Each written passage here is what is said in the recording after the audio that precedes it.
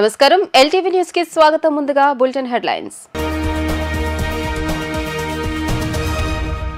గ్రామ సచివాలయ ఉద్యోగులకు చంద్రబాబు సర్కార్ గుడ్ న్యూస్ గ్రామ వార్డు సచివాలయ ఉద్యోగుల బదిలీలకు మార్గదర్శకాలను విడుదల చేసిన ప్రభుత్వం ఈ నెల 27లోగా బదిలీలకు ఆన్లైన్ ద్వారా దరఖాస్తులు చేసుకోవాలని ప్రకటన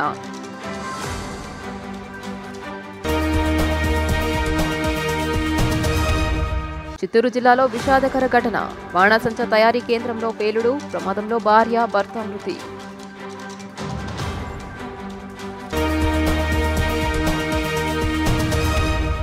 సీఎం చంద్రబాబుకి 9 అంశాలతో కూడిన లేఖ రాశానని మాజీ మంత్రి వడ్డే శోభనాథేశ్వరరావు వెల్లడి రాజధాని నిర్మాణం కోసం భూములు ఇచ్చిన రైతులకు సీఆర్డీఏ చేసిన అగ్రిమెంట్ ప్రకారం మెరుగైన సదుపాయాలు కల్పించాలని విజ్ఞప్తి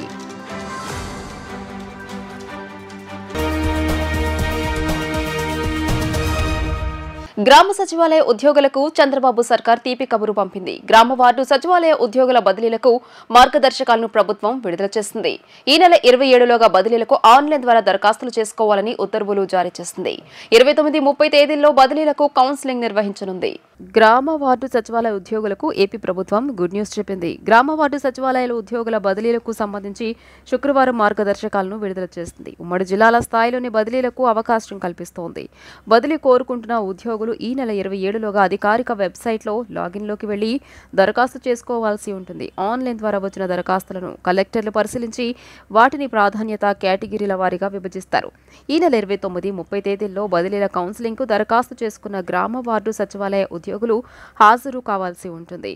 పాలనా కారణాలు ఉంటే ఏ ఉద్యోగినైనా తప్పనిసరిగా బదిలీ చేసే అధికారం కూడా కలెక్టర్లకు ఉంటుందని ఉత్తర్వుల్లో ప్రభుత్వం పేర్కొంది. అలాగే ఏసీబీ, విజిలెన్స్ కేసులు ఉన్న ఉద్యోగులను బదిలీలకు అనర్హులుగా పేర్కొంది. బదిలీ అయిన ఉద్యోగులకు టీటీఏ గాని మరే ఇతర ప్రయోజనాలు కూడా లభించవు.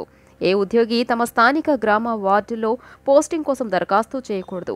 నాన్ ఐటీడీఏ ప్రాంతాలతో పోలిస్తే ఐటీడీఏ ప్రాంతాలకు బదిలీలో ప్రాధాన్యత ఇస్తారు. మ్యూచువల్, స్పౌస్, మెడికల్, విభిన్న ప్రతిభావంతులు, వితంతువులు, గిరిజన ప్రాంతాల్లో 2 ఏళ్లు మించి పనిచేసిన వారు బదిలీకి అర్హులుగా ప్రభుత్వం పేర్కొంది. చిత్తూరు జిల్లాలో బాణసంచా తయారీ కేంద్రంలో భారీ పేలుడు సంభవించింది. ఈ ప్రమాదంలో భార్యాభర్తలిద్దరూ మృతి చెందారు.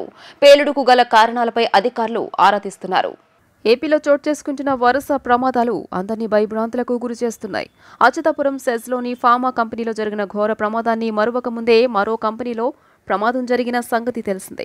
తాజాగా చిత్తూరు జిల్లాలో మరో విషాద ఘటన చోటు చేసుకుంది. చిత్తూరు జిల్లా గంగవరం మండలంలోని బాణాసంచా తయారీ కేంద్రంలో పేలుడు సంభవించింది. ఈ ప్రమాదంలో భార్యాభర్తలు మృతి చెందారు. బాణాసంచా తయారీ కేంద్రం యజమాని ఖాదర్ బాషాతో పాటు ఆయన భార్య షహీనా ప్రాణాలు విడిచారు. పేలుడుకు గల కారణాలపై అధికారులు ఆరా తీస్తున్నారు. బాణాసంచా అమ్మకాల లైసెన్స్తో వీరు ఏకంగా బాణాసంచా తయారు కేంద్రాన్ని నడుపుతున్నారని పోలీసులు గుర్తించారు. బాణాసంచా తయారీ కోసం తెప్పించుకున్న నల్లమందే పేలుడు కారణమా అనే అనుమానాలు వ్యక్తమవుతున్నాయి. కేసు నమోదు చేసిన పోలీసులు దర్యాప్తు చేస్తున్నారు. ఊరి పేరు మారేడుపల్లి సార్. నా పేరు ఎం రాజు. మేము నైట్లో ఇంట్లో ఉన్నప్పుడు ఏదో ఒకేసారి హెవీగా సౌండ్ వచ్చింది సార్. ఏమో చూద్దాం లాస్ట్ జరిగింది. మళ్ళీ చూస్తే లోపల పిల్లడు ఆ పిల్లని తీసుకొచ్చాము. మళ్ళీ గ్యాస్ సిలిండర్ ఉంటే ఆఫ్ చేసి బయటకు ఆ లోపల పోలీసులు వాళ్ళంతా సార్ వాళ్ళంతా వాళ్ళు టపాసులు ఎన్ని ఏళ్ళకి వ్యాపారం చేస్తున్నారా సార్? 10 ఏళ్ళ నుంచి చేస్తారు. అంటే మీకు తెలుసా అది? మీకు తెలుసా అంటే తెలుసు సార్. మీరు అధికారులకు ఎవరికి చెప్పలేదా? సార్ ఇన్ఫర్మేషన్ ఇచ్చినారు సార్. ఎవరు చెప్పారు? సార్ వాళ్ళు పోలీసు వాళ్ళకి ఇన్ఫర్మేషన్ ఇచ్చినారు. ఇక్కడ కుమారం అయిపోయిన 4-5 గంటలు వచ్చారు. ఏమన్నారు అధికారులు? ఏమన్నారు అధికారులు? తీసుకున్నారు కానీ వాళ్ళు ఏమి వస్తుంది. శుక్రవారం కాబట్టి నిన్న అందరూ సేఫ్ అయినారు. అందరూ గుడికి పోయినారు, మారమ్మ గుడికి పూజకి పోయినారు. లేకంటే చాలా ప్రాబ్లం అయింది. వీళ్ళ దగ్గర లైసెన్స్ ఉంది అని చెప్పినారు. ఇన్సిడెంట్ జరిగింది కదా, వాళ్ళ దగ్గర లైసెన్స్ ఉంది, ఏం కాదు అని వాళ్ళు చెప్పింది. అందువల్ల ఇది అంతా జరిగింది. లైసెన్స్ ఉంటే జనాల మధ్యలో పెట్టవచ్చా? లైసెన్స్ ఉండేది ఆ లైసెన్సే ఈడ వాళ్ళు ఉపయోగిస్తా ఉన్నారు. దాన్ని బట్టి వీళ్ళు ఇంకా ఇంట్లో డంపింగ్ చేసుకోండేది. ఎక్కడి నుంచి? పక్కన ఒక ఫ్యాక్టరీ ఉంది. ఆ ఫ్యాక్టరీలో ఇంకా ఇంట్లోకి డంపింగ్ చేసుకున్నారు. వినాయక పండుగ ముందరలో ఉంది కాబట్టి హెవీగా ఎత్తుకొని వచ్చి పెట్టుకున్నారు ఇక్కడ. దానివల్ల ఇది జరిగింది హెవీగా. లేకుంటే ఇంత మాత్రం ప్రమాదం కాదు. అది ఇంపార్టెంట్. ఎంతమంది ఉంటారు అన్న వాళ్ళు? ముగ్గురే భార్య భర్త చిన్నపిల్లలు. లేదు. ప్లస్ మళ్ళీ ఇంకోటి ఏమంటే ఇక్కడ ఆయన ఎక్కువ పటాసులు కానీ ఎత్తుకొని వస్తుంది. ఆయన ఇన్ఫార్మ్ చేసినాము. ఆయన ఏమన్నాడంటే కాదర్ భాషకి ఆయన చెప్పినాడంటే అప్పుడు ఏమన్నాడంటే ఆయన లేదు మేము ఫ్యాక్టరీ తానే తెస్తాం అనేది, ఫ్యాక్టరీ తానే తెచ్చి మేము వచ్చిన ఇప్పుడే అంటాడు. లోపలనే వచ్చినప్పుడు చెల్లికి ముందే ఏంటింది ఆయన అర్థం కాకుండా మళ్ళాకేమన్నాడు మేము ఫ్యాక్టరీ దానికి వచ్చినా మాకు ఇన్ఫర్మేషన్ ఇస్తాడు. ఏమన్నా టపాసులు అయినా కావాలనుకుని ఇక్కడ వస్తే కొంచెం బయట ఫ్యాక్టరీ తాను తెచ్చి ఇక్కడ తెస్తామంటారు, లోపలనే కానీ తెచ్చిస్తారు.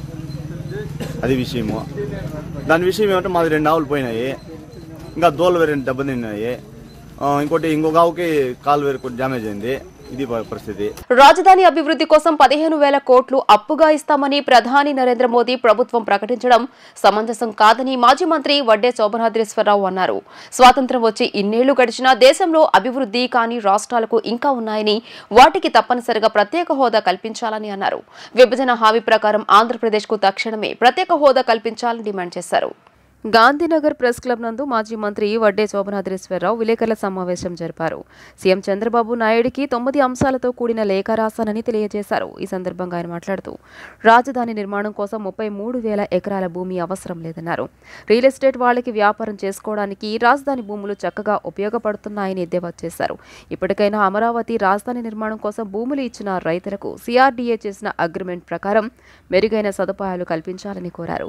సమయం వృధా చేయకుండా రాజధాని ప్రాంతాన్ని అభివృద్ధి చేయాలని సూచించారు. ప్రతి ఏటా ఒక పర్యాయం రైతులకు రుణమాఫీ చేయాలన్నారు. తుగ్లక్ జగన్మోహన్ రెడ్డి తన హయాంలో విద్యుత్ మోటార్లు అమర్చిన స్మార్ట్ మీటర్లు నేటి కూటమి ప్రభుత్వం తక్షణమే తీసివేయాలని విజ్ఞప్తి చేశారు. ప్రతి మండలంలో కూడా ఒక పిహెచ్సి కొత్తగా లేకపోతే శాంక్షన్ చేశారు, బిల్డింగ్ కట్టారు, డాక్టర్లు వేశారు. హెల్త్ సెక్టార్లో కొంత ఇంప్రూవ్మెంట్ తీసుకొస్తానికి ప్రయత్నం చేశాడు ఆయన. ఇవాళ ఉన్నాయి, ఇంకా సమర్థవంతంగా అందులో ఎక్విప్మెంట్ పెట్టి చేయించాలి. గుంటూరు జనరల్ హాస్పిటల్ లాంటి చోట్ల అందులో చదువుకున్న వాళ్ళు, అమెరికాను ఇంగ్లాండ్ వెళ్ళిన వాళ్ళు 100 కోట్ల రూపాయలు డొనేట్ చేసి అందులో బ్రహ్మాండమైనటువంటి ఇన్స్ట్రుమెంట్స్ ఎక్విప్మెంట్ పెట్టేస్తున్నారు. కానీ స్టాఫ్ని ఎక్కడ ఏర్పాటు చేసి సమర్థవంతంగా సేవలు ప్రజలకు అందేటటువంటి చర్య చేయాల్సినటువంటి అవసరం ఉంది. ఇంకొక ముఖ్యమైన విషయం ఏంటంటే ఉద్దానం ఏరియా, శ్రీకాకుళం జిల్లాలో ఉద్దానం ఏరియాలో కిడ్నీ ప్రాబ్లంతో అక్కడ 100,000 మంది చనిపోతూ ఉన్న పరిస్థితులు ఉన్నాయి. ఎప్పుడో దశాబ్దాల కాలం నుంచి గౌతు లచ్చన్ గారి టైం నుంచి కూడా ఫస్ట్ టైం మేము ఎమ్మెల్యేగా ఉన్నప్పటి నుంచి కూడా విన్న పరిస్థితులు ఉన్నాయి. ఆ మధ్యన హాస్పిటల్ అయితే కట్టారు, కానీ ఇంకా రీసెర్చ్ సెంటర్ పెడతామన్న దాంట్లో దానికి కావాల్సిన సంపూర్ణంగా దానికి కావాల్సిన కార్యక్రమాలన్నీ పూర్తి కల. రెండోది అసలు ప్రధానమైన సమస్య అక్కడ త్రాగే నీళ్ళల్లో ఉన్న సమస్య. దానికి జలజీవన్ మిషన్ ప్రోగ్రాం కింద జరుగుతుంది, కానీ ఇప్పటికి 40% అయింది, ఇంకా 60% అవ్వాలి. కొన్ని లక్షల మంది ప్రజలకి ఆ జలజీవన్ మిషన్ ప్రోగ్రాం అయిపోతే సురక్షిత మంచినీటిని సరఫరా చేయగలిగితే ఆ కిడ్నీ ప్రాబ్లం ఓవర్కమ్ అయ్యేదానికి అవకాశం ఉంటుంది. అట్లాగే ఇవాళ మన ఆంధ్రప్రదేశ్ రాష్ట్రం వెనకటి రోజుల్లో స్వర్గీయ కాకాని వెంకటరత్నం గారు కానీ, పాములపాటి వెంకటకృష్ణం చౌదరి గారు కానీ, ఇంకా అనేక మంది పెద్దల యొక్క చొరవ వలన ఎడ్యుకేషన్ బాగా అభివృద్ధి అయింది, హయ్యర్ ఎడ్యుకేషన్ అభివృద్ధి అయింది, ఇతర దేశాలకు వెళ్ళారు, అంతా బాగానే ఉంది. ఇవాళ కూడా ఎంతో అధిక సంఖ్యలో విద్యావంతులు వస్తున్నారు, కానీ తగినటువంటి నైపుణ్యత లేదు అనేది అందరూ ఒప్పుకుంటూ ఉన్నటువంటి నగ్గన సత్యం. కిందటిసారే చంద్రబాబు నాయుడు గారి గవర్నమెంట్లో skill training program, skill development program take up చేశాడు. దాన్ని ఇంకా విస్తృతంగా చేయాల్సిన అవసరం ఉంది అని చెప్పి నేను ఆయనకు విజ్ఞప్తి చేస్తూ ఉన్నా. ఇంద్రకీలాద్రి అమ్మవారి ఆలయమునకు సుప్రీంకోర్టు న్యాయమూర్తి జస్టిస్ పమిడి ఘంటం నరసింహ విచ్చేశారు. వీరికి ఆలయ అధికారులు ఆలయ మర్యాదలతో స్వాగతం పలికి అమ్మవారి దర్శనం కల్పించారు. దర్శనానంతరం అమ్మవారి ఖడ్గమాలార్చన సేవలో పాల్గొన్నారు. అనంతరం వీరికి ఆలయ వేద పండితులు వేదాశీర్వచనం చేయగా ఆలయ ఉప కార్యనిర్వహణాధికారి లీలాకుమార్ అమ్మవారి ప్రసాదములు, శేష వస్త్రము, చిత్రపటం అందజేశారు. అనంతరం వీరు శ్రీ మల్లేశ్వర స్వామివారి అభిషేకం సేవలో పాల్గొన్నారు. తదుపరి శ్రీ వల్లి దేవసేన సమేత సుబ్రహ్మణ్య స్వామివారి దర్శనం చేసుకున్నారు. ప్రజల ప్రాణాలు పోతున్న కిడ్నీ బాధితుల వ్యధలు పాలకులకు పట్టడం లేదని, కోతవేటు దూరంలో కృష్ణా జలాలు ఉన్న సరఫరా చేసే నాథులే కరువయ్యారని భారత కమ్యూనిస్టు పార్టీ ఎన్టీఆర్ జిల్లా కార్యదర్శి దోనిపుడి శంకర్ ఆవేదన వ్యక్తం చేశారు. తిరువూరు నియోజకవర్గం మొత్తానికి కృష్ణా జలాలను సరఫరా చేస్తామని చెప్పిన నాటి ప్రభుత్వాల మాటలు నీటి మూటలుగా మారిపోయాయని విమర్శించారు. 27, 28, 29 తేదీల్లో ప్రజా ఆరోగ్య పరిరక్షణ పాదయాత్రను జయప్రదం చేయాలని కోరారు.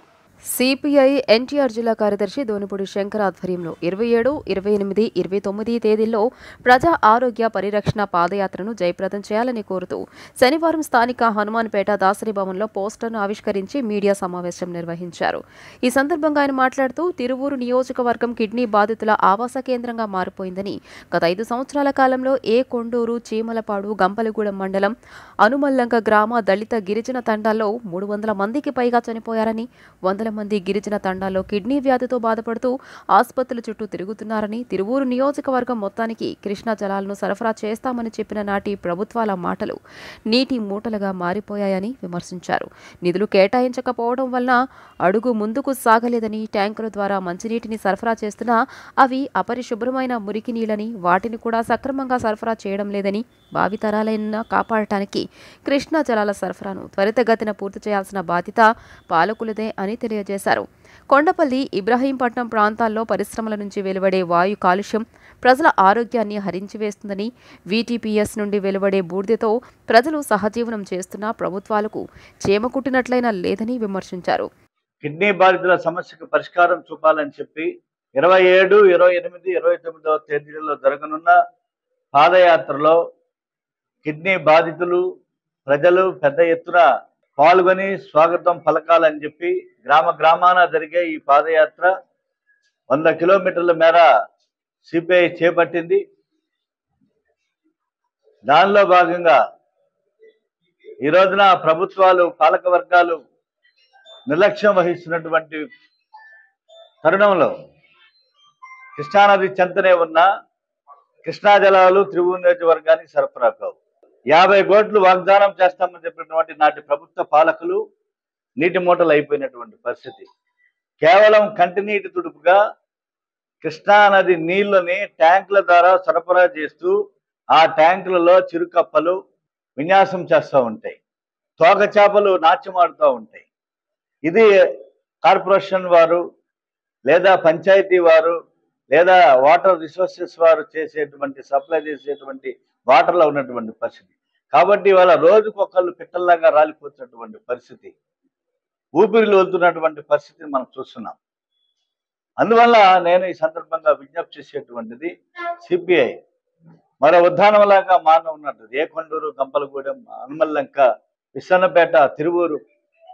అందువల్ల రాబోయేటువంటి కాలంలో పెద్ద ఎత్తున ప్రజల్ని మరింత చైతన్యవంతం చేయటం ద్వారా పాలకుల మీద ఒత్తిడి తీసుకొచ్చేటువంటి కార్యక్రమాన్ని, ఈ పాదయాత్ర కార్యక్రమాన్ని చేపట్టాం.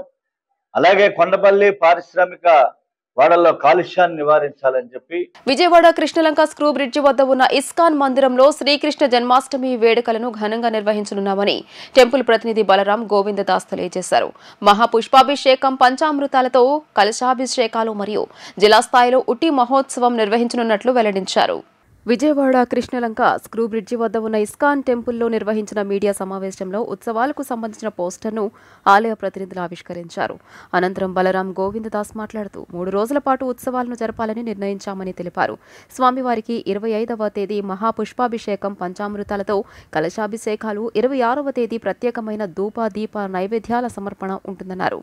వివిధ సాంస్కృతిక కార్యక్రమాలతో పాటు 7 సంవత్సరాలలోపు పిల్లలకు లిటిల్ కృష్ణ కాంపిటీషన్స్ మరియు ఉట్టి మహోత్సవ పోటీలు ఏర్పాటు చేస్తున్నామన్నారు. ఈ పోటీలో గెలుపొందిన విద్యార్థులకు ఎంపీ కేశినేని చిన్ని చేతుల మీదుగా బహుమతులు అందజేయడం జరుగుతుందన్నారు.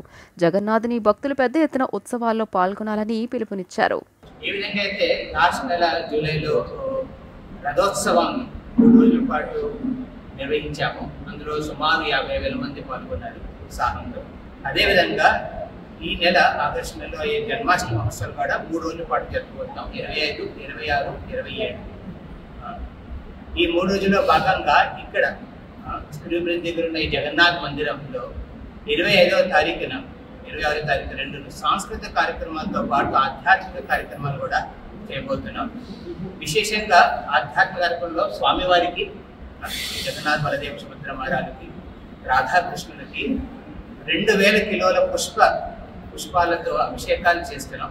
పుష్పాభిషేకం అందులో భాగంగానే కలశ అభిషేకం, పంచామృతాలతో కలశ అభిషేకాలు, 108 రకాల నైవేద్యాలు స్వామివారికి అర్పించబోతున్నాం. ఉత్సాహం మహోత్సవాల్లో ప్రతి ఒక్కరు తమ ఉత్సాహంతో పాల్గొనే ఒక అవకాశాన్ని విజయవాడ వాసులందరికీ అందజేయబోతున్నాం. కళాశాల విద్యార్థులను నిర్వహించి వాళ్ళతో పాటు ఒక పుట్టి మహోత్సవాన్ని, ఒక కాంపిటీషన్ని నిర్వహిస్తున్నాం. అందులో సుమారు ఒక 200 మంది విద్యార్థులందరూ వేరు వేరే కళాశాల నుంచి వచ్చి కాంపిటీషన్లో పాల్గొంటున్నారు. అదేవిధంగా 26వ తారీఖున ఏ రోజైతే కృష్ణ జన్మ తిథి ప్రకారం ఆ రోజు స్వామివారికి మహాశంఖాభిషేకం, సాయంత్రం పూట మహాశంఖాభిషేకం కూడా అవుతుంది. అందులో ఎన్నో రకాల భగవంతుడికి ఉద్దేశించి ప్రాకృతిక విశేషమైన పదార్థాలను, శుద్ధమైన పదార్థాలను భగవంతుడు అర్పించబోతున్నాం. అందులో భాగంగా ముఖ్య అతిథిగా చిన్ని గారు, మన అధ్యక్షులు ఎంపీ, విజయవాడ ఎంపీ గారు, ఆయన చిన్ని గారు స్వయంగా వచ్చి ఇందులో కాంపిటీషన్లో పాల్గొన్న వాళ్ళకి ట్రోఫీలు, ఇక్కడ చూస్తున్న మీరు ట్రోఫీలని స్వయంగా ఇస్తారు.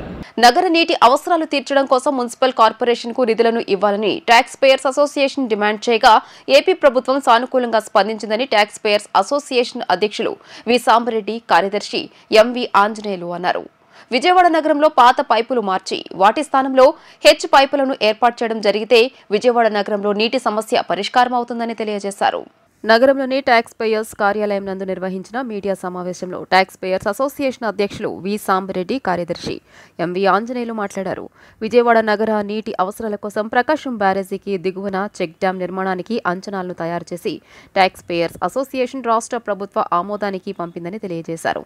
విజయవాడ నగరంలో తలెత్తిన నీటి సమస్యను దృష్టిలో పెట్టుకుని పరిష్కారం కోసం ప్రకాశం బ్యారేజీకి దిగువన 5 టీఎంసీల నీరు నిల్వ డ్యాంను నిర్మించాలని, నగరంలోని పాత నీటి పైపులను పూర్తిగా మార్చడం కోసం మున్సిపల్ కార్పొరేషన్ కు నిధులను ఇవ్వాలని ట్యాక్స్ పేయర్స్ అసోసియేషన్ ఆ మెమోరండంలో కోరిందన్నారు. దీనికి స్పందించిన రాష్ట్ర ప్రభుత్వం ట్యాక్స్ పేయర్స్ అసోసియేషన్ ప్రతిపాదనలను జలవనరుల శాఖకు పంపిందన్నారు. వరద నీటిని ఆపే విధంగా కృష్ణా నదిపై ప్రకాశం బ్యారేజీకి దిగువన పెనమలూరు మండలం చోడవరం గ్రామం వద్ద 4.131 టీఎంసీ సామర్థ్యంతో ఒక చెక్ డ్యాంను, మోపిదేవి మండలం బండి కోళ్లంక గ్రామం వద్ద 4.95 టీఎంసీ సామర్థ్యంతో మరో చెక్ డ్యాంను నిర్మించడానికి అంచనాలను తయారు చేసి రాష్ట్ర ప్రభుత్వం ముందుంచామని, ప్రభుత్వ ఆమోదం రాగానే ప్రాజెక్టు పనులు చేపడతామని జలవనరుల శాఖ తెలియజేసిందన్నారు.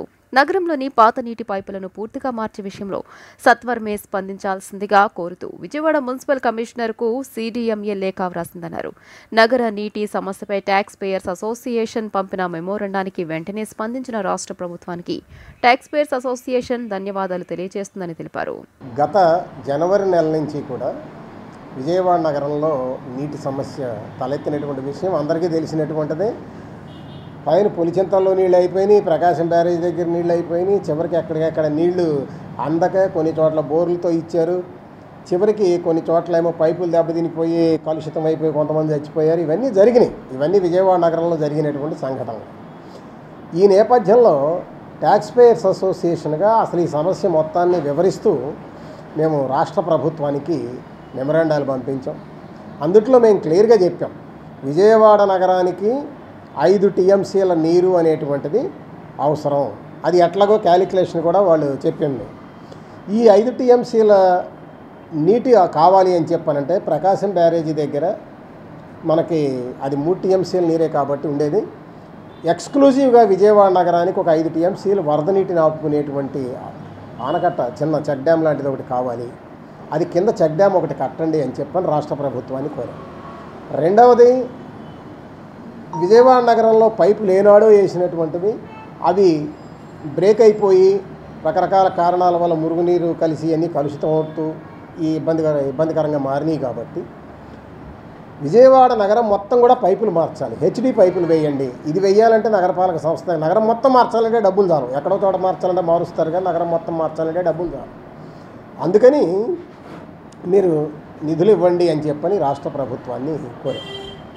ఈ రెండు మేము కోరిన తర్వాత ఆ లెటర్లు వాళ్ళ దగ్గర మెమరాండాలు చేరిన తర్వాత వాళ్ళు రాష్ట్ర ప్రభుత్వం స్పందించి కలెక్టర్ గారికి పంపించారు. వాళ్ళ తర్వాత జలవనరుల శాఖ పంపించారు. ఫైనల్గా జలవనరుల శాఖ వాళ్ళు మాకు ఒక రిప్లై అనేటువంటిది రాశారు.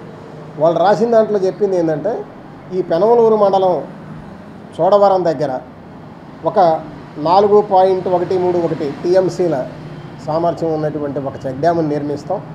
అట్లాగే కింద మోపిదేవి మండలంలో ఒకటి నిర్మిస్తాం. ఈ రెండింటినీ కూడా మేము అంచనాలు తయారు చేసి గవర్నమెంట్ ముందు మేము పంపించాం.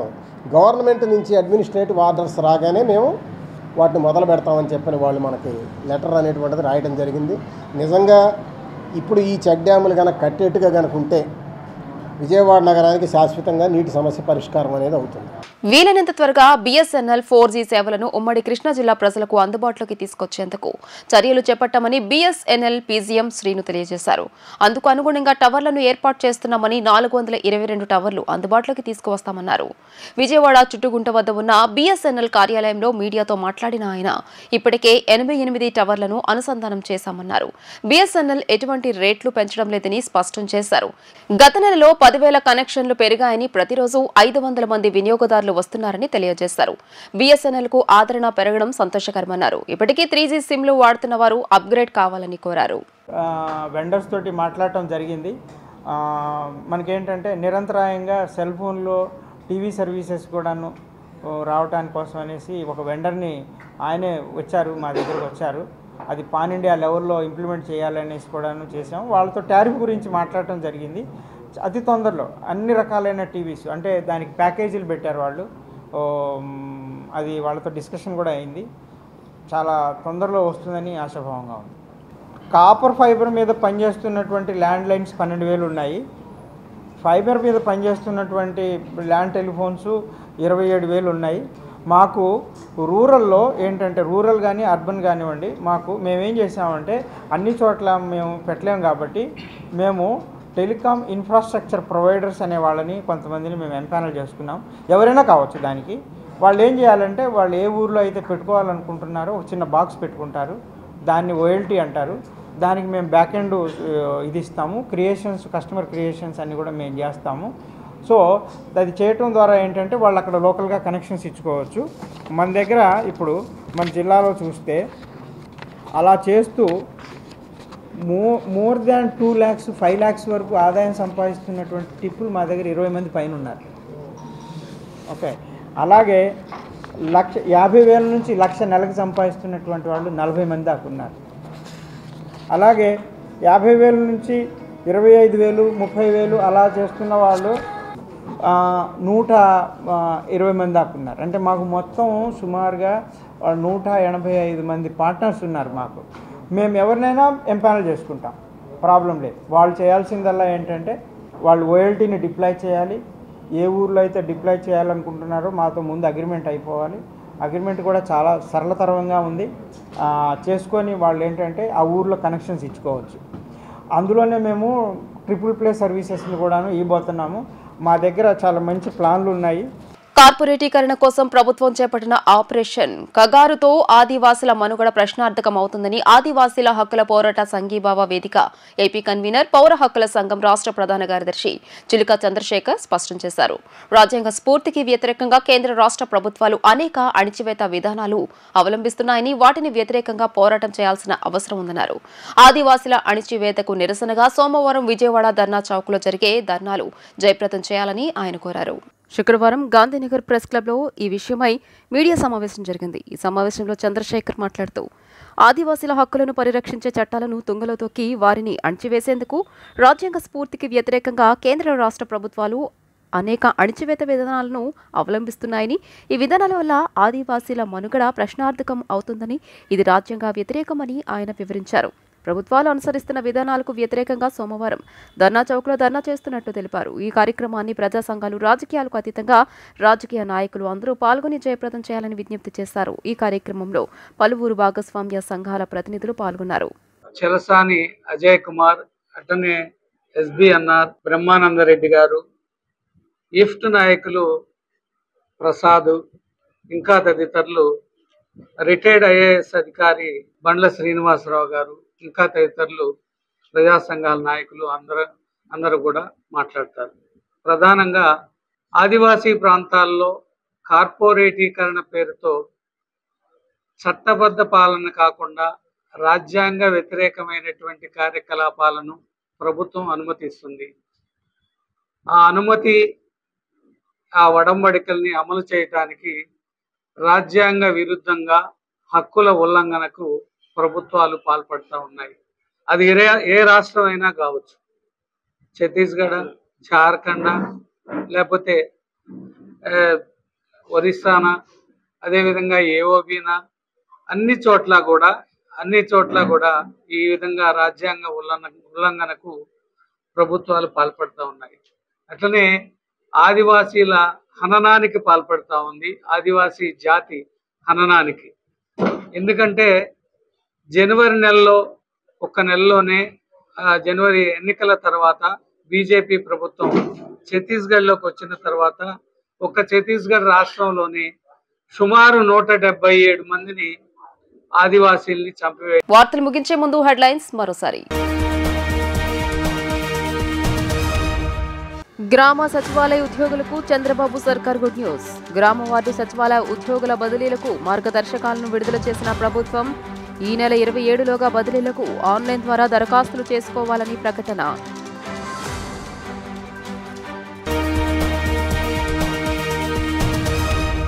చిత్తూరు జిల్లాలో విషాదకర ఘటన. బాణాసంచా తయారీ కేంద్రంలో పేలుడు, ప్రమాదంలో భార్య, భర్త మృతి.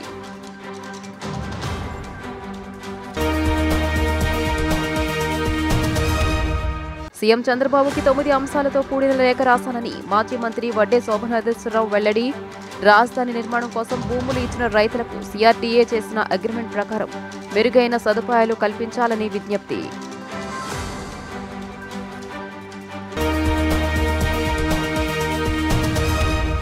ఈ వార్తలు ఇంతటితో సమాప్తం. నమస్కారం.